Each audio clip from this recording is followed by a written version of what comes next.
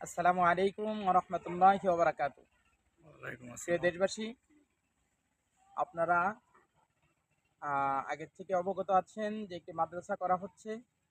আলহামদুলিল্লাহ, আমাদের মাদ্রাসার জন্য আরও একটি ঘর তৈরি হচ্ছে। এটা আমাদের মসজিদ। মসজিদটা একটু দেখাতে পারেন? আমাদের মসজিদ। আর পাশাপাশি আমাদের মাদ্রাসার জন্য আপাতত এই জায়গাটিকে ভরাট করা হচ্ছে।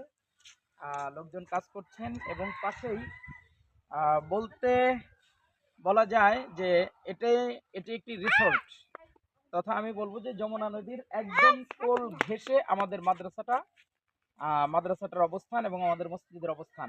আর এটির অবস্থান লোকেশন ভেদে টাঙ্গাইল ডিস্ট্রিক্ট, নাগরপুর থানা, দপ্তর ইউনিয়ন, ফয়েজপুর, নিশ্চিন্তপুর এর মাঝামাঝিতে।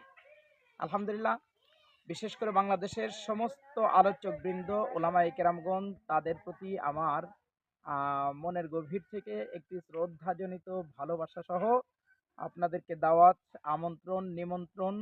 আসার জন্য দরজাটা ২৪টি ঘন্টাই খোলা।